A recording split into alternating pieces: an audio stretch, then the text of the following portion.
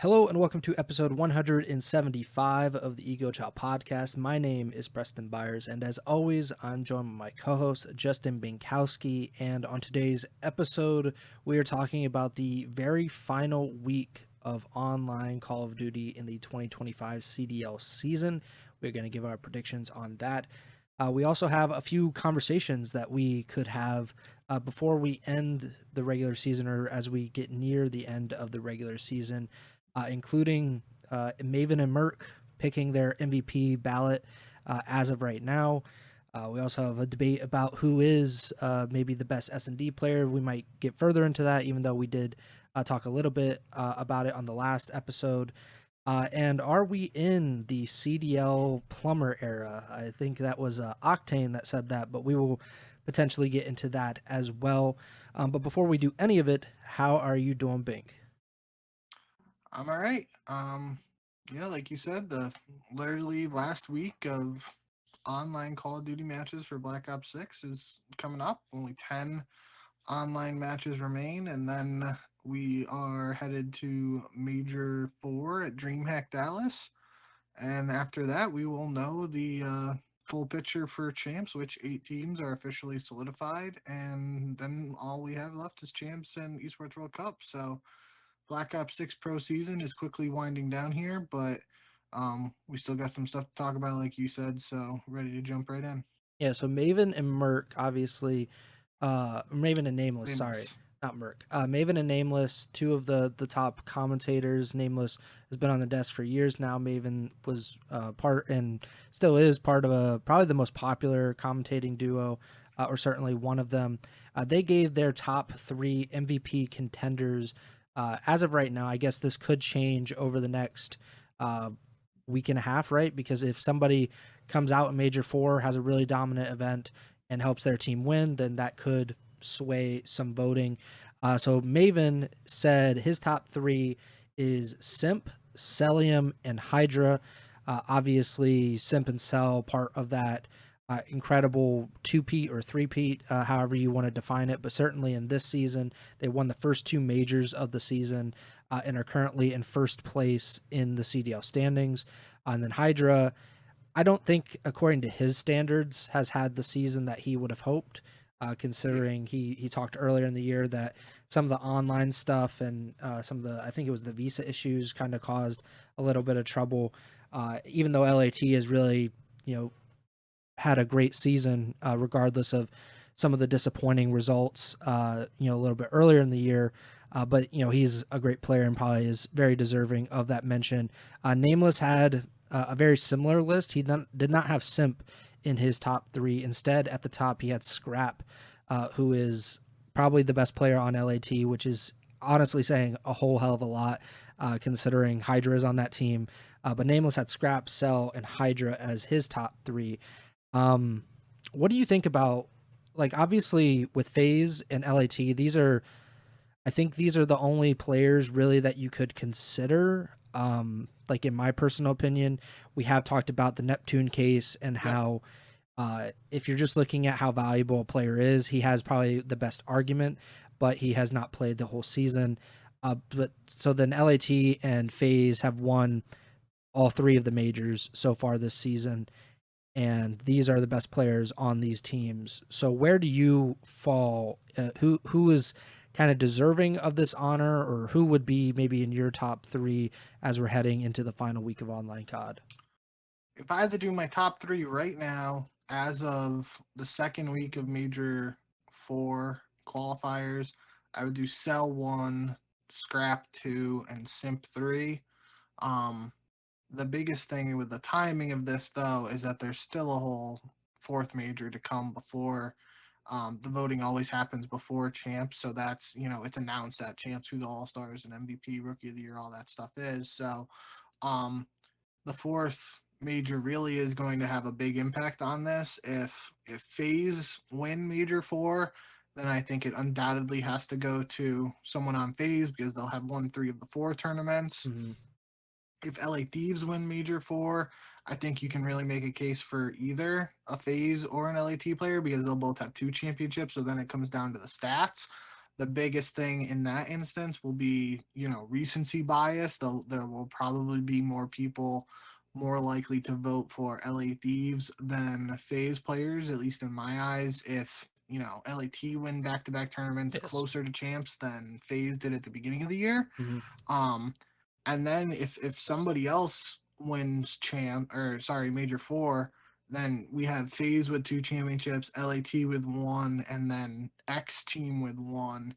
That actually goes in favor of a FaZe player for MVP in my eyes, but let's just say Optic win Major Four and Mercules absolutely pops off, he'll definitely get some Rookie of the Year and MVP votes just because of the instant impact and incredible turnaround that would literally have to happen in order for Optic to win Major Four. So that's just an example there. But yeah, I think this will obviously be, well, we will most definitely do our official votes and whatnot for All Stars, Rookie of the Year, MVP once Major Four concludes. We'll have plenty of time in the break between that and COD Champs to do the um, official breakdown. But I think as of right now, and as of the time of the CDL and Maven and Nameless sharing their list, I think I would go Sell 1, Scrap 2, Simp 3.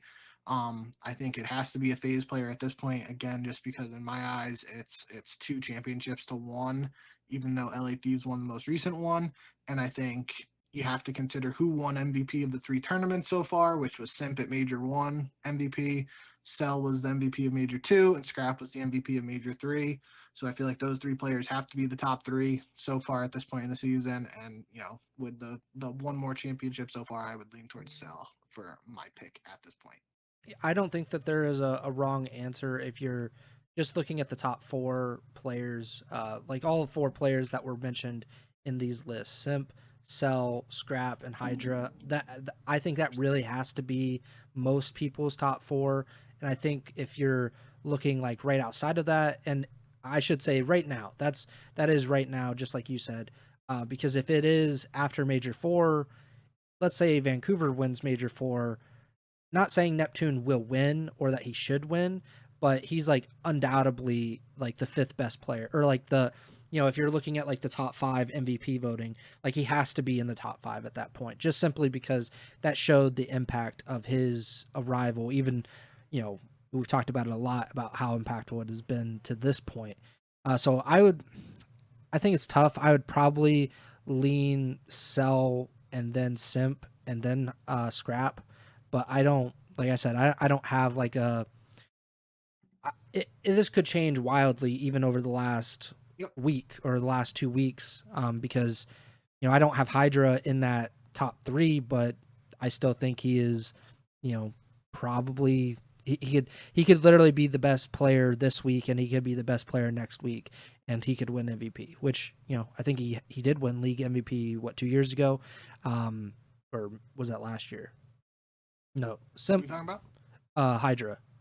Hydra was 2 years ago. Yeah, 2 years ago when they won champs, right? Yeah. So Simp won it last year, and then Hydra played Simp at round 1 of champs and went into game chat after it was a Rio hard point and was like, I'm the MVP or whatever, and it was really funny. yeah. So anything could really happen, I think, over this last week in regards to those 4 players.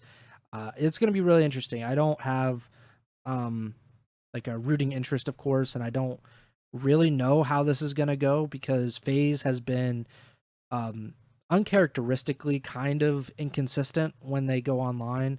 Like even this time, we talked about it, like how they've been really slow to start a lot of these qualifiers, but this time they started out fast and then they faltered in a match that they certainly were not expected to. And who knows how they'll finish out these qualifiers, and then we get to the major, and it's kind of all bets are off because we've seen so many upsets, especially in the first round of these first 3 majors. That FaZe, which lost in the first round, did not have the performance, the placing that they were expecting at Major 3. If that happens again, then you kind of have to take that into account, especially if LAT, for example, have a very good event as well. So we'll see what happens with the MVP conversation as we continue to move on. One thing I think it was something we thought we might talk about on the last episode, but we saved it for this one. It was this happened I think over the weekend. Octane tweeted, he actually quote tweeted a clip of Dashy just kind of roasting the Splice versus Luminosity like IW match, and there were a lot of missed shots in that game. I watched the clip and I was like, I don't remember it being like this, but this has been kind of a conversation around like the dynamic aim assist, Yep. where it has essentially helped players shoot straighter essentially, and it has helped players look better in terms of like their skill. So Octane quote tweeted this. Obviously, he's now retired, but even in his day, he was considered one of, if not the best assault rifle player. It was like him and Formal were the two guys for a really, really long time, and Octane was certainly one of the most talented players, probably of all time. And he said, having a great shot used to get you places. Now it's the bare minimum. And then he said plumber era, which is kind of a reference to, I think, really JJ Redick was kind of like, he got the brunt of this because he said that like Bob Cousy, for example, who played in like the 50s and 60s for the Boston Celtics, he played against like plumbers and milkmen. And now people like, JJ played against like LeBron James and these like, all-time great players who have all the advantages in terms of like workouts and like the knowledge in basketball and stuff. And he obviously got a lot of flack for that because that is very, very disrespectful to all-time great players who played like 50 and 60 years ago. But I think that there's this like larger conversation around Call of Duty esports where the respect given to a player like, say, like Moho, who has not been relevant to like COD esports in like over a decade, but like in his day was a great player and certainly helped teams win. Or maybe even if you wanted to say a more relevant character would be someone like Parasite, who had like a relatively short stint where he was very successful, or even Killa.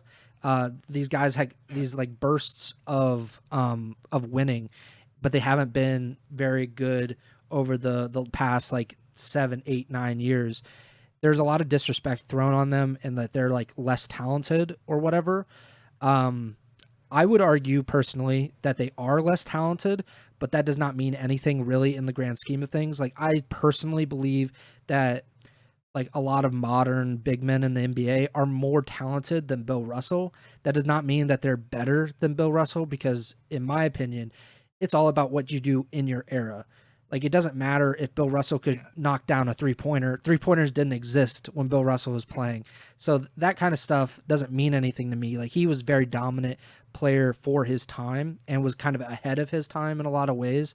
And I think of that in the same way as a player like Parasite, who was an incredible player. And just because he didn't have like this sustained success, like Scump, for example, that doesn't mean that he was any less great than a player who right now could have a lot of success in these next 2-3 years, and then they don't have nearly the same kind of success over the next 10. I think that's why you have to look at someone like Scump, who had this like, I mean, if you really look at his career, it's kind of ridiculous that he was able to sustain his level of play for as long as he did, because there might have been players like that have like the peak like Scump, but not many. You could argue like Simp might get there at some point, or like Celium, but even then they still have like 5-6 years to go before you can really compare what Scump did. So I want to get your point of view. Obviously I've rambled a little bit on the topic, but what do you think about this, like the advantages that current players have that have kind of like made it so, there is this, maybe even in jokes, but like there's this connotation of a plumber era existing in past Call of Duty. I think on the Scump front, like to round out what you were saying, Scump is definitely a unique case, and most of the Optic Dynasty guys are, in the sense of they did it in they did it pre Jetpack era, Mm-hmm. Jetpack era, CWL era, and CDL era. Like literally even uh well, Karma wouldn't have won in the CDL, I don't think, No, obviously as a he coach, retired this but first year, but still, yeah. yeah. So Skunk, Formal, Well, I don't even know if Formal would have with Chicago Huntsman. Regardless, though, He that's was a not little what bit we're. different because he's still peaking, or he's still having a Yeah, great time in Halo and yeah. before he even came to COD. Regardless, those guys are the unique cases there, where they are, you know, not to say plumber era proof, but they're like they were able to win championships regardless of what the title was, what type of movement it had, etc. So, um, outside of that, I do think this was just, kind of like you. Obviously, I really, when I hear plumber era, I think of mostly like the LeBron truthers trying to throw Yeah, shade at Jordan about his winning and who he played against when he won. But um honestly, the way, like, we won't know for sure just based on the brief wording in Octane's tweet, but it feels kind of like you can take him saying that like the current era is the plumber era, which would be the inverse of the sports analogy we're making, where you're talking about past eras being the plumber. And Octane seems to say like it's easier yeah, nowadays due to like the aim assist and stuff you're saying. I When I initially saw the tweet, I of course instantly thought he was saying like, oh, he was playing in the plumber era because yeah. like look at these shots going on. So I do think that's kind of an interesting dynamic to this and how it would be different than sports. Again, everybody loves comparing esports and sports.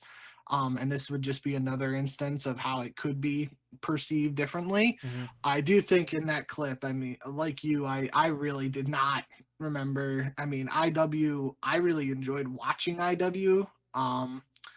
And I don't remember, some of this stuff like Slack's a player who won a title in multiple different COD games for like 5 consecutive years, something like he's got like 7 or 8 championships, I would say, and he's got like one in 4 or 5 straight COD titles at that time. So like, Hmm. you know, and then like you said, Octane too was they were showing shots. I know Dashy was laughing at Magcat's shot off the rip there. It is worth mentioning in this. I mean, when you got wall running and jetpacks and stuff, it's gonna look a little different than today's COD where people are just, boots on the ground and slide chowing, and you don't have to worry about people literally flying in the air, which in my opinion definitely makes it harder to hit shots at certain gunfights.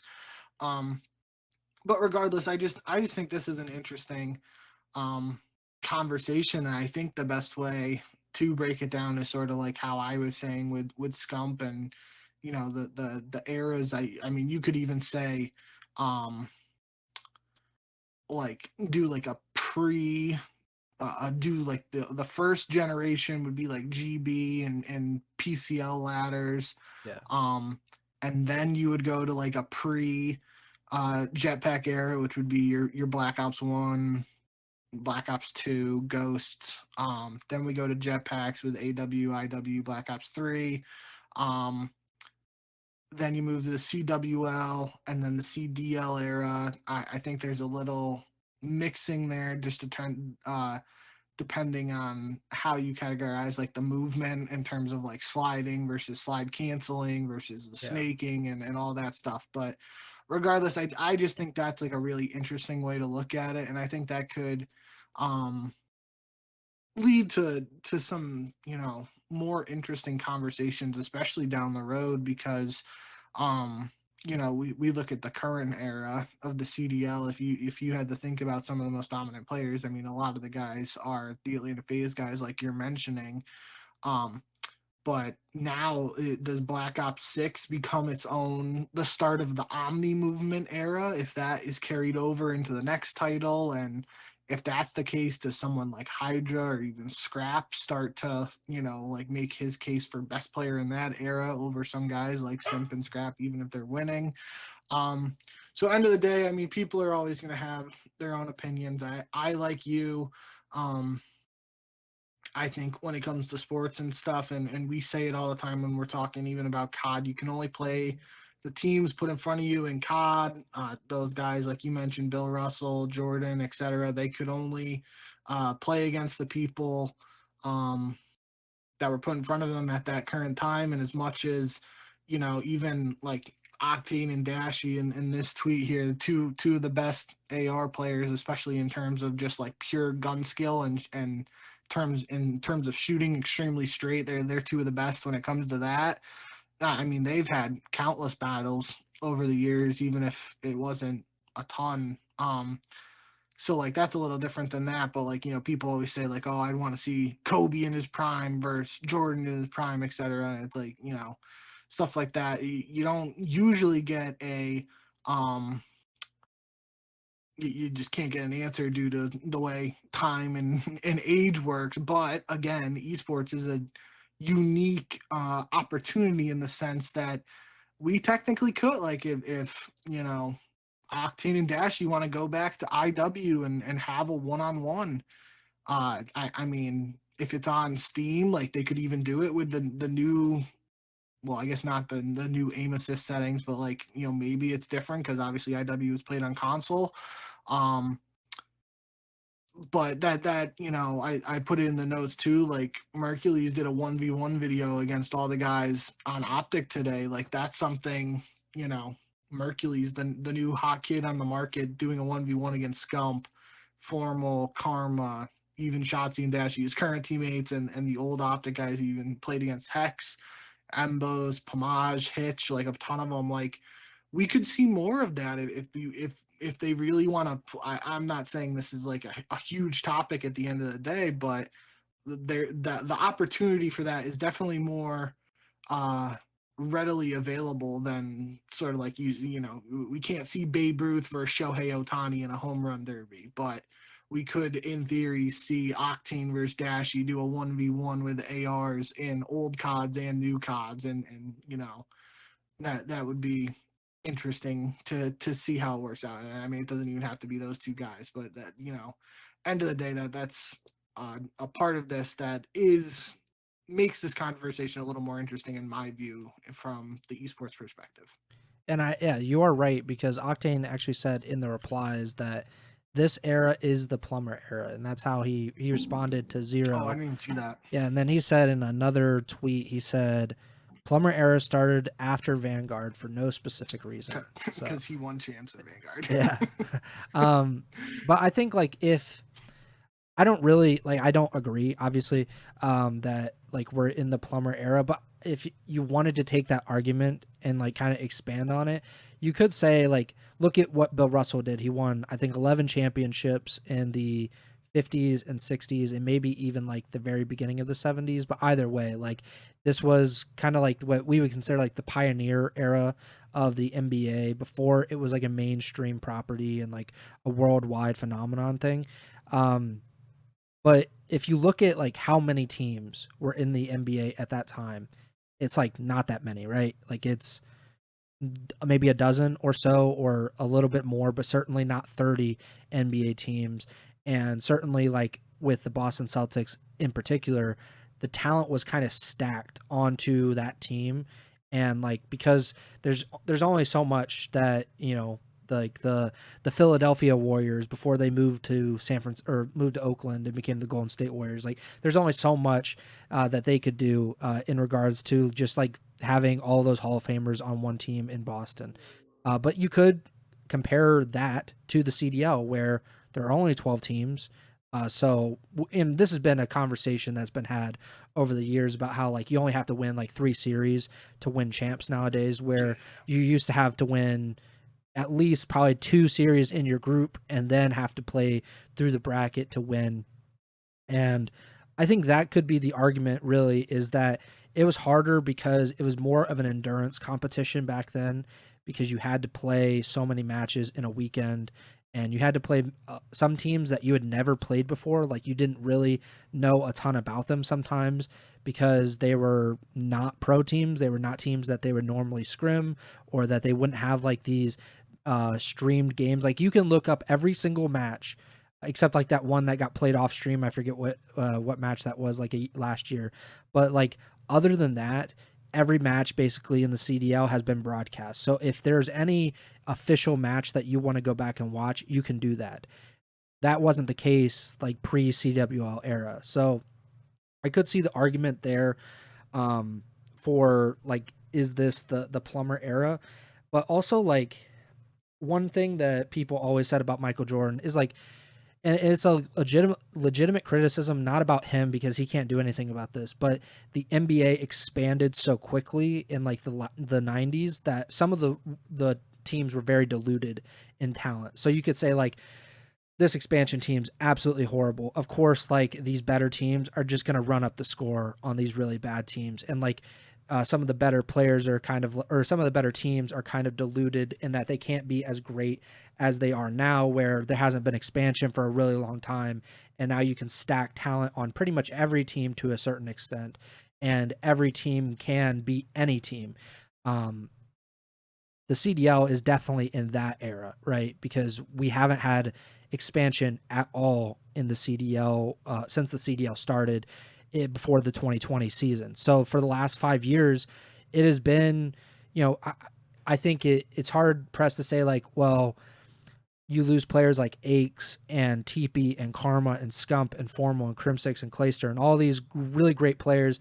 Like, I don't think necessarily we have like that like a new generation of like these all-time legends, but that remains to be seen. But still, these teams are really, really good. Like, we've been able to see most of these teams, like I would say 10 of these teams can kind of beat each other. Like LAG and Vegas are the two teams that have proven like they really can't beat some of those top teams, even if they have come close. So I think there could be an argument there about like the CDL being really stacked and very competitive because of a lack of expansion. But I don't think I would be really. I think it's disrespectful to say any era is the plumber era. There are definitely eras that were maybe quote unquote easier to win in because of like accessibility and like just the limited number of teams.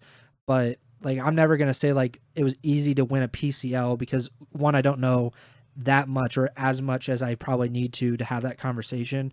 And two, like they did not know most of the things that we now know. Like if Clayster in 2025 could go back to Clayster in 2009 and have a talk with them, Clayster in 2009 would have been even better than he was in 2009. So like that's kind of stuff. Imagine telling Clayster in 2009, like, hey, dude, you're going to, in a couple of years, you're going to be able to play with controllers with buttons on the back of them that let you jump, and they're going to be actually allowed. It's not a modded controller that's banned or anything like that. Yeah. Imagine him going back now and it's like, you should really cut your hair. Cut the ponytail. Not working. One other thing for me that I was thinking while you were talking there too, and we can move on after this unless you got anything else. Um, the biggest difference, especially like you're talking about Bill Russell, I know a lot of people like to talk about Will and the lack of evidence for his 100-point game and all that stuff, and like you were saying with Bill Russell, like the lack of a 3-point line, obviously, in today's era, there's teams like the Celtics shooting 63s in a playoff game, which is just you tell Bill Russell that 60 years ago, he's probably like, what the hell are you talking about? The biggest difference there in terms of Call of Duty is the game is literally different every year. And the one thing, even beyond like the movement of each individual game. The one thing I like to keep track of on this podcast, and I probably haven't done as good of a job of it this year as I have in past years, is keeping track of like the highest number of kills in respawns and like a hard point. I know we were just talking about when Capsidal signed with C9. I still remember him on Bokage. I don't remember what the exact number is, but I know he dropped over 50 kills on Bokage Hardpoint in Vanguard. And I believe the record for a hard point this year is under 45, maybe 46. It's definitely under 50. Nobody's hit 50 this year. And that's like the example, right? Like you're talking about, like, people running up the scores and the quick expansion era for the NBA and stuff like comparatively in COD, like you can have a year where someone like Capital is dropping 50 kills in a hard point, and then a year like now currently nobody's dropping anywhere close to, not anywhere close, but nobody's dropping 50 kills on any map just because it's really hard to do it. I think maybe Joe Steve's at 46 on a red card hard point. I feel like that's the number. But regardless of the specifics, yeah, I mean, that's literally until, like we talked about it last episode, we brought it up, until there ever comes a day where there's just that one Call of Duty competitive game with all the maps and guns and etc. from years of past. Call of Duty is going to change every single year, and that's different because it's not like the 3 point line is being added every year. It's not a 4 point line, a 5 point line isn't being added to the NBA. They're not changing the rules every year and stuff like that. So that's another interesting component to this. But I do think, end of the day, yeah, that at least in terms of Call of Duty era, I wouldn't consider anything a quote unquote plumber era. I do like the way that it kind of just based on the series of games though, breaking it down that way. I think that's a pretty interesting. I mean, you can even look at guys like Aches and say like, yeah, Aches was pretty good pre jetpack era. Obviously, won that first event at AW with the stitches in his hand and stuff. But I think he would tell you he didn't have the best uh, years during the jetpack era, especially after the start of AW, and then he wins champs for a second time in the return to boots on the ground in World War II. So it's even guys like that, and you just look at the different eras and stuff. I think that's the best way to break it down, at least for COD. Yeah, I think how you how you judge greatness, or how I judge greatness really, is in Call of Duty, it's about your adaptability. It is Yeah, year to yeah, yeah. year, can you deal with the massive changes sometimes that these games pop up? And granted, we should say there are players that they're so young that they didn't actually play in like the CWL in the jetpack era. Like they didn't have to go from boots on the ground to jetpacks back to boots on the ground. So we didn't really get to see how they adapted from that. I would imagine if you're truly great that you would have figured out a way. Like even players that I didn't think would translate as well. Like even like let's say like Clayster or Crim6, these like older pros, they were able to, in I mean like in a really big way, able to transition back to boots on the ground and then win championships like after that. So like that's something that I really look at, especially in Call of Duty. It is not the same like for League of Legends or Counter-Strike. Like there are different eras in those, and it does depend on the changes in like champions for League of Legends or Counter-Strike. A lot of it comes down to the maps and some of the different metas that go on with that. But like they are playing the same game year over year. It's not the same for Call of Duty, and it makes it very difficult for these players to have consistent success. So when they do have consistent success, that's when we should really recognize them as like true great players. This S&D conversation, I know we had a little bit to talk about it on Sunday, but if you missed it, it was basically Slasher saying that he's the best S&D player of all time, like that he's better than Illy ever was.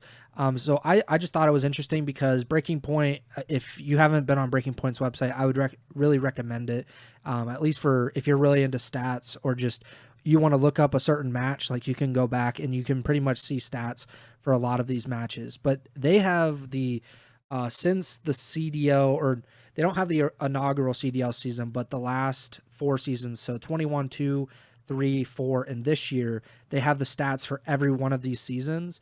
And you can even sort it by all-time S&D KD. So I was just kind of looking it up because I wanted to see like who might have it. Like I'm discounting like Super technically has the best, but it's like a very small sample size, of course. Sure. Decimate is second place, but again, very small sample size.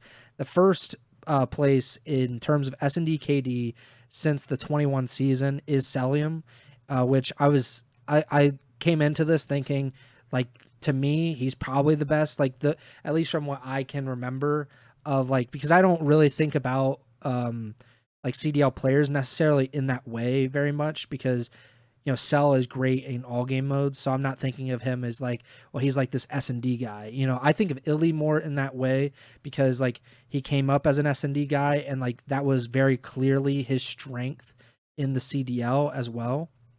But Celium all time, and he's been playing since the CDL because I think his first season was 2019 with that FaZe Clan roster, if I'm not mistaken. So I think he came in before the CDL. So in these last 4 or 5 years, he has a 1.19 S&D KD, and that's pretty ridiculous.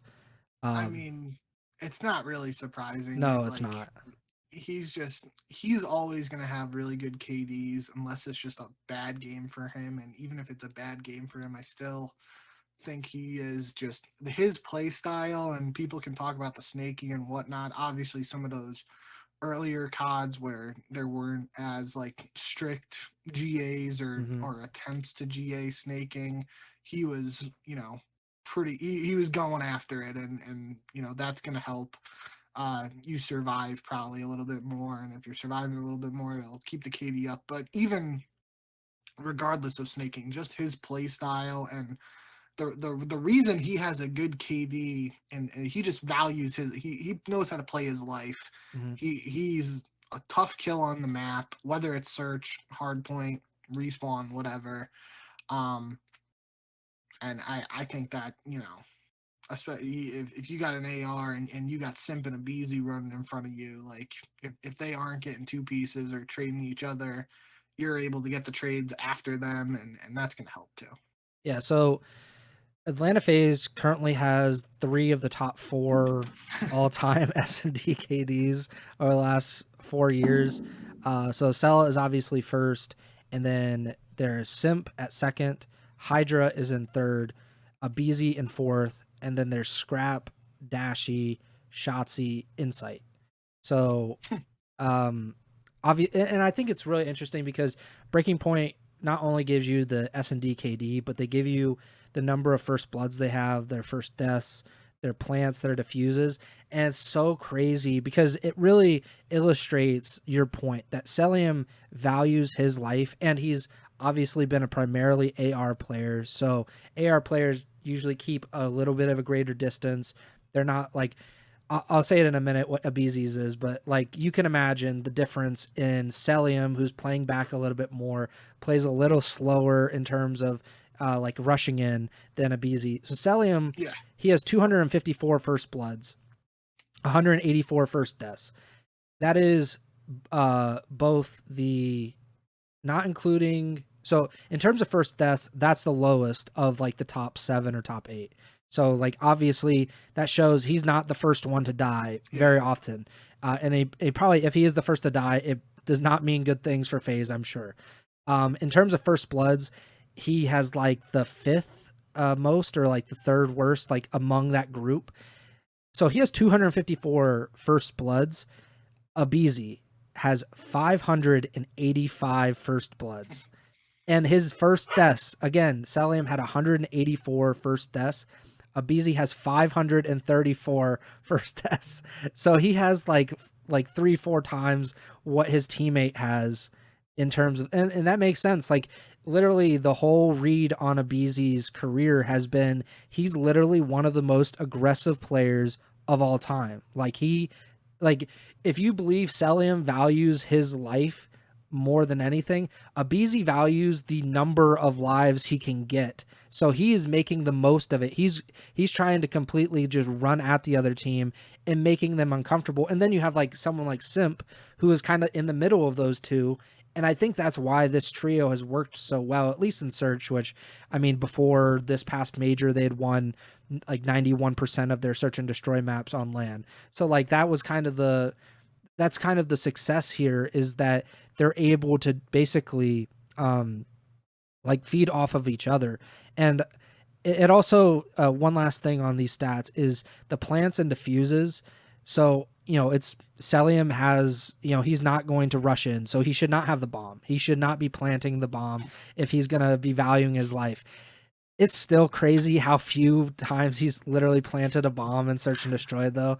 So Simp is by far the most. Like he's the OBJ king in search and destroy. He has 387 plants in his career, or in the last 4 years. Celium has 46. That doesn't seem like, that seems like an error. That seems like they should. Nah, I mean, it just doesn't seem logical for him to play 4 years and be averaging like 10 bomb plants a season. But that's where we are right now. you think about it, Abizi's not going to be carrying the bomb because he's going in first. So if he dies rushing, the bomb's going to be in a bad spot. Yeah. And, that just makes the round tougher for FaZe. So it makes sense that Celium would have it, and then, or sorry, Simp would have it. And then Celium, the only times he's probably taking bomb is if it's like a 1v1 situation and his bombing's down, he has to pick it up and plan it. So it kind of makes sense. Yeah. getting back to the discussion that you were having, I think the way I look at this, you did a good job illustrating all the stats and stuff of the current players. I do think, we have to give flowers to Slasher in terms of just the longevity of how good his teams have been at Search and Destroy. And again, we were talking about the eras and stuff. He did it in the CWL era with Envy. He was a part of that AW team that won with aches and the stitches in his hand and all that.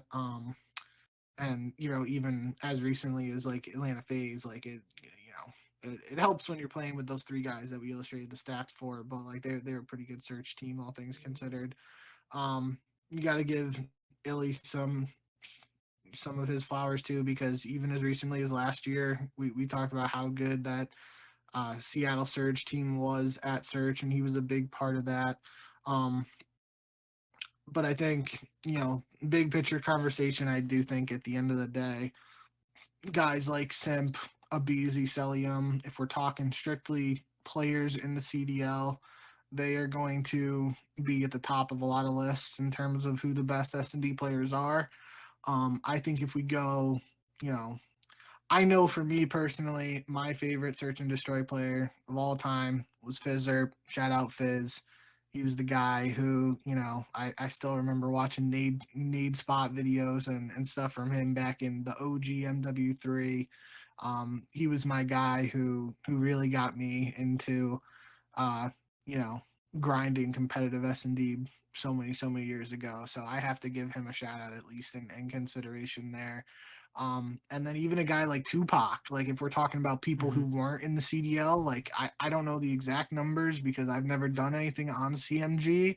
But as far as I'm aware, he's like one of the top earners on CMG for S&D tournaments and stuff in COD. So his name has to be thrown in the conversation, at least in terms of people who, obviously he's coached in the CDL, but he never actually played in the CDL. So if we're talking about top S&D players who never quite made it, I know he's got to be considered too. And he was. I might not be 100% accurate here, but I'm pretty sure like a BZ got his start, not necessarily his start, but he really started to come into his own playing S&D with Tupac in MWR, Modern Warfare Remastered, if I remember correctly. And then he had that little stint with um, E6, which would have been in World War II, I think. World War II, yes, because then it goes to Black Ops 4, and that's when he's on United. So yeah. Um, Long story short, I think these conversations are always fun, especially when you can go back to guys like Fizz and you know look at the current era. I still like to think one thing that I've thought about as long as some couple years ago is like I think Fizz would have been an incredible S&D coach in the CDL in today's era. It would have been cool to see. Um, Unfortunately, that's not the case. But yeah, like you think of a guy like Slasher, doing what he's been doing for so many years, you have to give him some props there. And even Illy, like Illy hasn't done it necessarily as long as Slasher at the pro level, but like you combine like that CMG stuff and his online S&D play with some of his accolades in the CDL era, you can make a case, but I do think it's probably similar to like a lot of the top 10 lists for all time players, the Simp, Abizi, Cell, those Atlanta FaZe boys, and that trio in particular.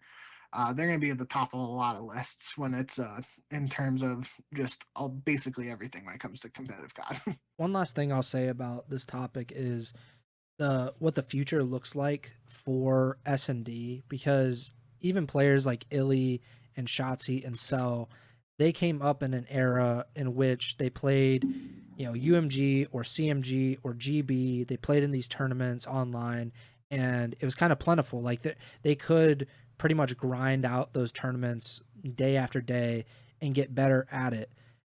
There isn't a GB anymore. Obviously, UMG hasn't been a thing in a while.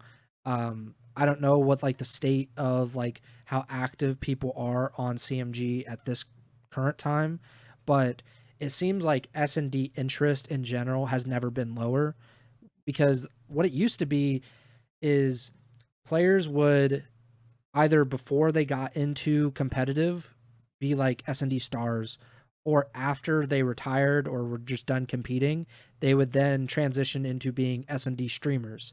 Like we saw that with like Nick Merckx, for example. Like he kind of blew up in Call of Duty by playing S&D tournaments. And then he obviously went on to like greater success with like Warzone and Fortnite and like Apex Legends and that stuff. Like Tim the Tap Man was also a Call of Duty like S&D streamer, or like he wasn't like S&D tournaments as maybe as Yeah. aggressive as like Nick Merckx was, but like it was in that same realm. And someone like Fizzerp was like making his living on just grinding S&D tournaments and winning them, and that's what like Ilya and Shotzi were doing before they got in the CDL. I kind of wonder what it's going to be like for these players coming up now, where they don't even have a GB, which is, not to say that people were always playing GBs, like especially in the later years, because it became more of a wager mentality than like, let's just play these kind of like seemingly meaningless like GB points matches. But at the same time, like that's a good barrier, or that's a good way to enter into the scene for a lot of people, is to create a Game Battles account and start playing GBs against people they don't know, losing maybe a lot, and then just getting better and improving that record. I mean, you're like, I don't know when you created your GB account, but it was well over a decade ago, maybe 15 years ago. Oh, 9. Yeah, so literally over 15 years ago. And you went through that same kind of evolution of like, you play a lot, you get better, you get better. There might be a ceiling for a lot of these guys. They might find out that they're not going to be like pro COD players or whatever, but that's just not even there anymore. So I kind of worry about that. And now there's, I think the equivalent right now is Warzone. Like people Yeah. that don't have like this competitive experience yet, or have already done that and don't want to go back, they just play Warzone, and obviously that's not great for competitive. Like like they don't translate nearly as well. Like as much as Warzone players like to think that they're better than current CDL players, like even if that's true, it doesn't necessarily mean that if you're a great Warzone player that your skills can actually translate in any sense to the CDL, or vice versa. Even though I do think that it probably works better if you go CDL to Warzone, just my opinion. But yeah, I don't know what the future is. I did see that Paul X came out of retirement. I don't know if you saw Yep. that. So that was obviously something this year, where he said he was retiring, that he was going to go to Warzone and be a streamer, and now he's coming back to competitive. And I believe he just said like, he didn't want to like give up on his like, whatever he had left, which I thought it was weird that he retired. But Yeah. I'm happy to see him back. Hopefully he can, do something in challengers and kind of work his way back up. But yeah, I don't know if you had anything else on the S&D stuff. I'll just say in terms of what you're talking about, of the outlook of the future, the S&D scene and stuff. I definitely, it's it's not as bright as it once was, but I will say, maybe just to play devil's advocate, we talked about it as early as this last season, maybe even a couple seasons ago. Um, I don't think it was really ever really like a serious topic in terms of the game modes in the CDL, as until like this past off season. It was the most serious it's ever been potentially, and it didn't obviously equate to anything, but there was at least the rumblings and the rumors this past season and in years prior, of the removal of control slash the third game mode, and potentially moving to like a video system where you can either um like play a third hardpoint or a third S&D, etc. Um, I just to play devil's advocate, if anything ever happens to that, or as opposed, or just like the bigger extreme, which I definitely don't see happening due to the popularity of hardpoint, is if COD competitive ever moves to S&D only, like basically like Counter Strike without the buy system and stuff. Um, that could be when we see like a revival of what we once had in terms of an S&D scene. I don't think it'll ever get back to that point of the quote unquote glory days we had. But if S&D becomes even more important than it already is in the CDL, that might in turn lead to it, something going on in the greater COD community. Yeah, I've kind of advocated for that for a while. Like, I'd rather just have hardpoint and a search and destroy, and then say like this third game mode just get lost. Like, it doesn't really, like, control has been very unpopular for years now. Yep. Basically since Black Ops 4 was like the only time that people were like, all right, I can see it. Capture the flag has been really hit or miss. I never was really a big fan of uplink, but obviously it's kind of dead in the water, like without jetpacks, or like, Yeah. I mean, they could try. They did try with Gridiron, or whatever. Gridiron, yep. In World War II, but like, and Blitz obviously is by far the stupidest, even though it was exciting. So I don't know. I loved it. Yeah, I don't know if they want to bring it back. I would hate to have been a player trying to defend the Blitz point, but yeah, there's really no good or at least consistent option for a third game mode. So yeah, I think the idea of, hey, like maybe the team with the veto gets to, maybe they get to pick the maps, or they like get the veto advantage, but the other team gets the opportunity to say, hey, we want to play 3 hard points today instead of 3 S&Ds, and then back and forth. So I don't know if that could be an option. I think just the fact that we heard it was like at least being considered, I think that's more than we've ever heard before. So maybe we get to a point where it is actually something, or we go to like team deathmatch, and like, because Halo does it, they do Team Slayers. I still can't believe that. Yeah, and that's actually really exciting too. So I don't know, like, they figured it out. I think if Call of Duty was slower, then maybe they would have a chance to do it. But with how fast it goes, I couldn't imagine how quick like a LAT versus Vegas, or like LAT versus Carolina TDM would be. Like, it just, like, you talk about DoorDash, just like 3 minutes, like like room service in a hotel or something. It's kind of crazy. But yeah, we'll see what happens with any of that, if anything happens with the game modes. Let's get into these predictions. We're approaching an hour with the show. Like we said at the beginning, this is the final week of online Call of Duty this season. Of course, there will be scrims and a lot of online matches played for sure, just unofficially in the lead up to Major 4, and then of course before Champs, and then EWC afterwards. But as far as the CDL goes, this is it. Friday, May 16th, the first match, Optic versus LAG. I believe it or not, I'm going to go with Optic Texas.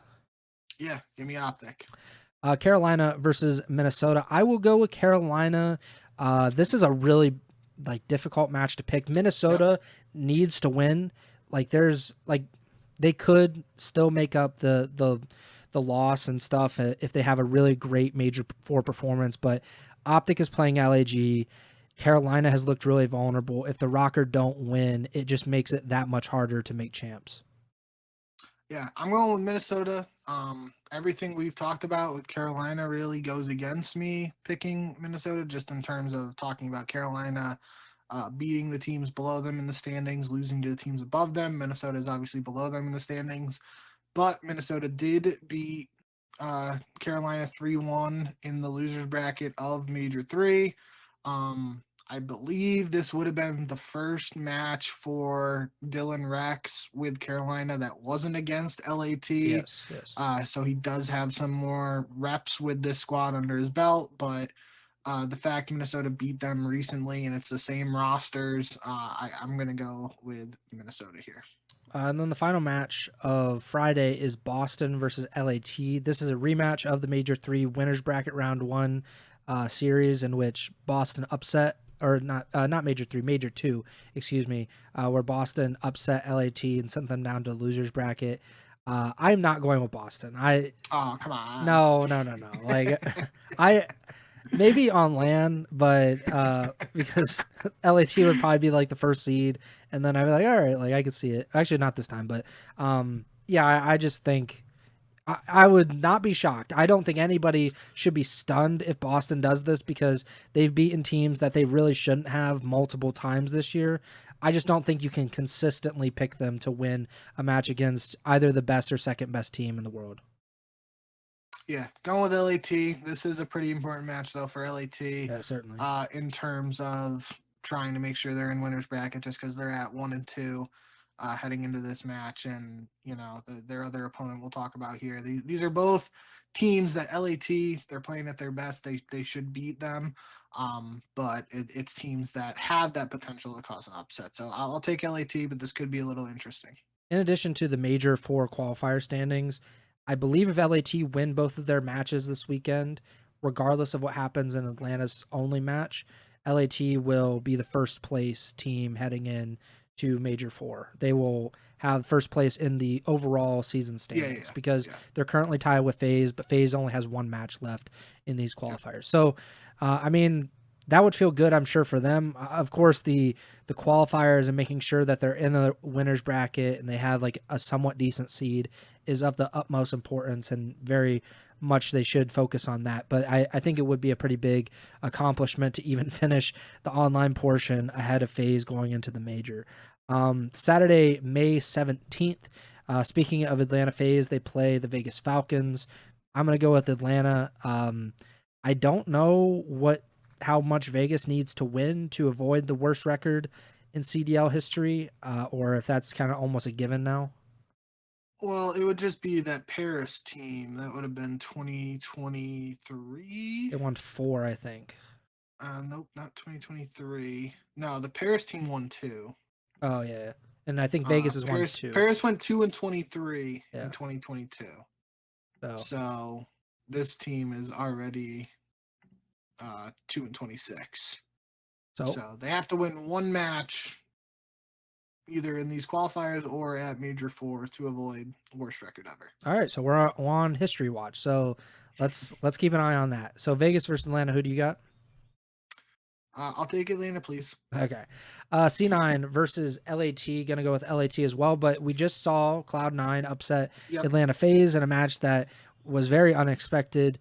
LAT has had, they haven't had a very good qualifiers here, but they've also had those moments where they just kind of lose it. Like they're, sometimes it's just I don't know, like a moment of lapsed focus or something, maybe akin to what FaZe did last week. But LAT, this is for the chance to probably get in the winners bracket and get first place in the CDL standings. Yeah, I'm going to go with LAT as well. But like you just highlighted, I do think this is an interesting match, especially given the way C9 has looked since the roster change.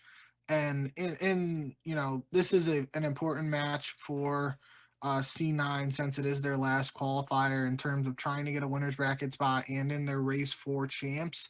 In the grand scheme of things, this isn't necessarily a do or die match because whether they win or lose this match, they have to go on a very strong run at Major 4, and the 10 points aren't, they could make a big difference, but they have to go on a big run regardless at Major 4.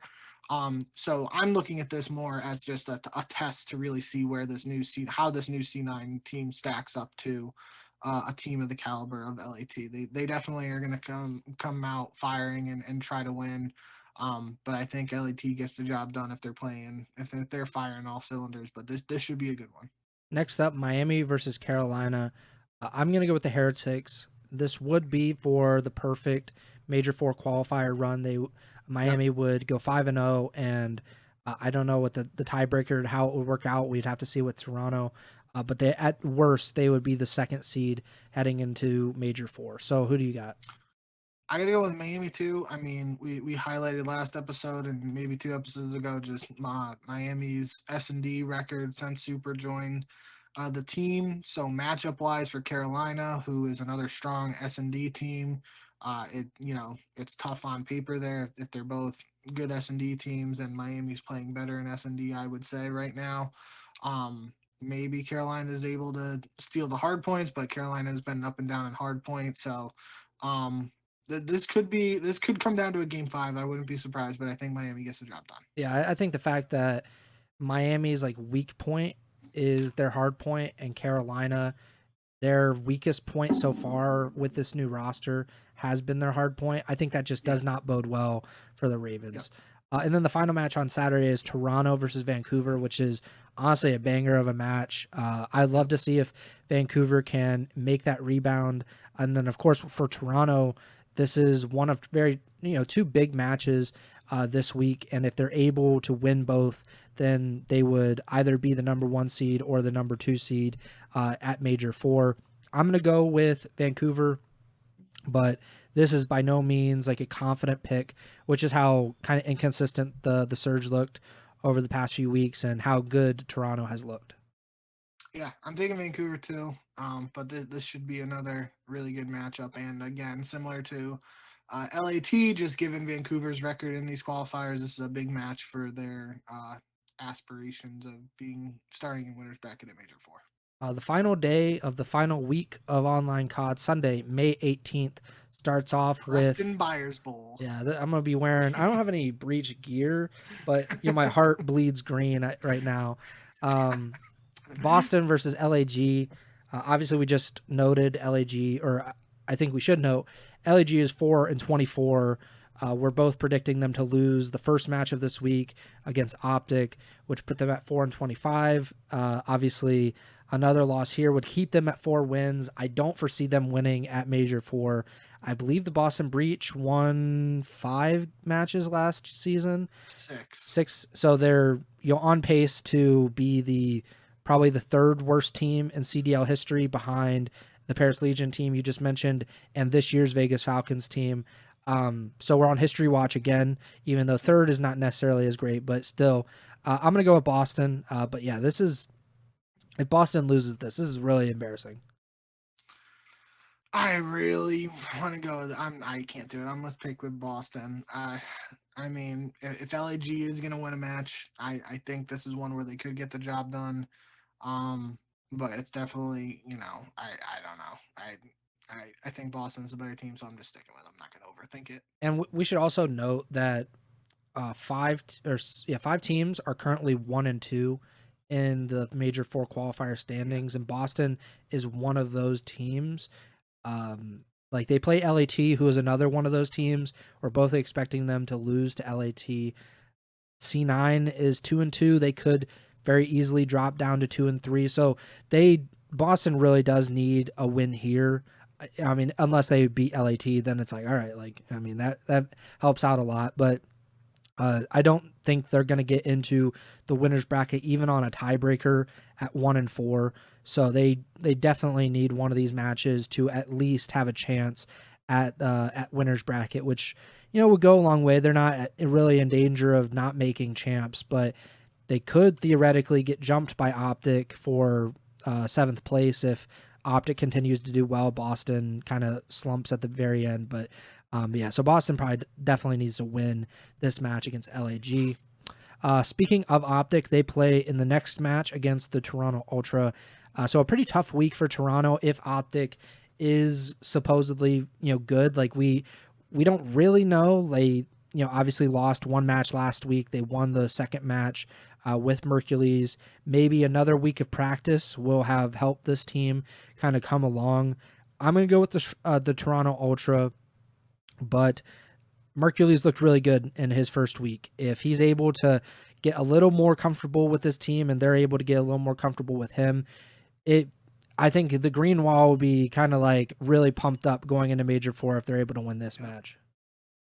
I'm all in on Mercury, so give me Optic here. I don't really consider this a revenge match just due to the circumstances of Mercury's brief stint with Toronto, but it is interesting in the sense of Mercury's playing against Beans, the guy who, he filled in for due to his issues and stuff.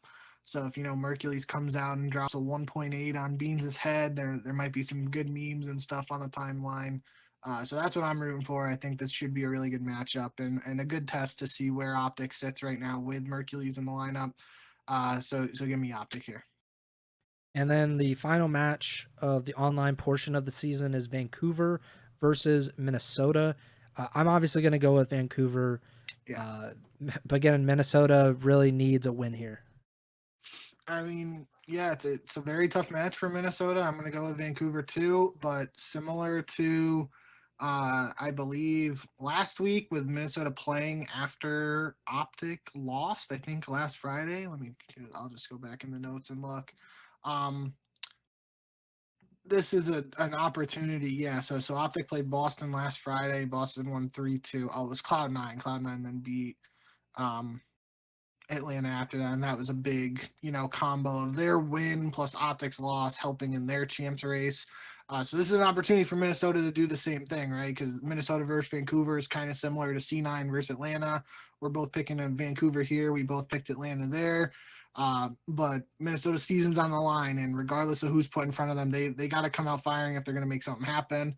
I think with the Minnesota team, it's kind of similar to that Carolina Miami matchup we talked about, where I think this Minnesota team excels when their Slayers are all playing well, and that obviously translates to hardpoint success. But Vancouver's been a really strong hardpoint team, so matchup wise and that sort of thing for the modes, it's not the easiest matchup on paper.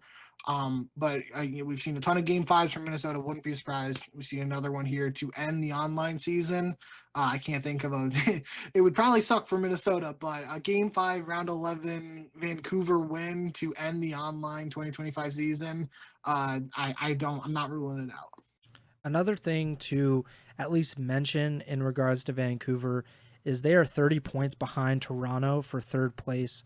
Those teams play on Saturday. So if Vancouver were to win that match, they would only be 20 points behind Toronto.